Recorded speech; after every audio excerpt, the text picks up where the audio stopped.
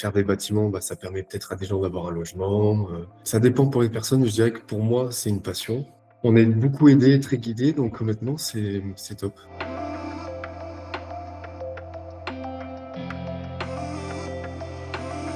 Je m'appelle Nathan Diogo Gonzalez.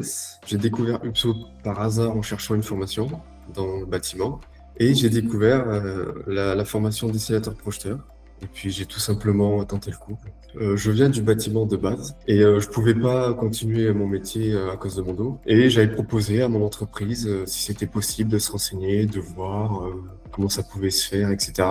Et après, j'ai tout simplement pris l'initiative de prendre la brochure de dessinateur projeteur et il est venu, j'ai fait la formation. Pour moi, c'est une passion. C'est découvrir des bâtiments même magnifiques au niveau architectural. C'est aussi de savoir aider, puisque indirectement, faire des bâtiments, ça permet peut-être à des gens d'avoir un logement, de visiter ne serait-ce qu'un musée, si on crée un musée, etc.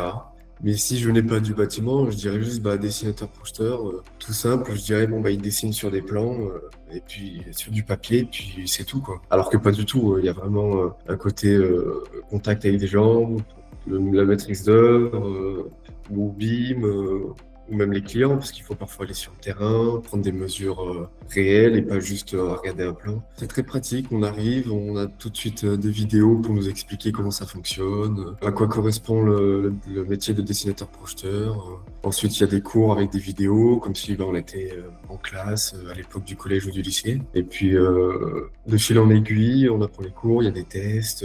C'est vraiment bien aiguillé avec des catégories.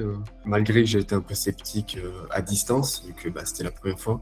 Du coup, au final, c'est très intuitif.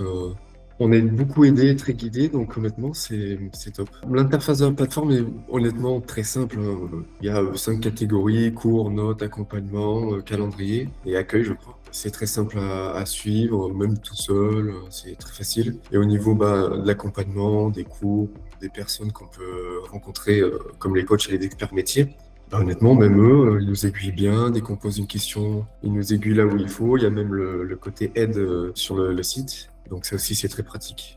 J'aime l'informatique, je suis doué dans le bâtiment, j'aime travailler dans le bâtiment. Et c'était même pas une question que ça recherchait beaucoup, c'était juste que ça avait l'air grave intéressant. Dès le début, quand je me suis intéressé, j'ai tout de suite aimé.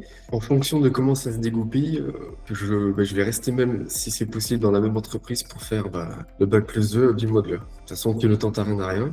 Et puis non, de tout simplement faire les choses. Si ça fonctionne, ça fonctionne. Si ça fonctionne pas, tant pis, hein, il y a plein de choses à faire. Prévu de passer l'examen fin mai, donc j'attends le mail d'inscription. Je suis prêt, j'espère être prêt.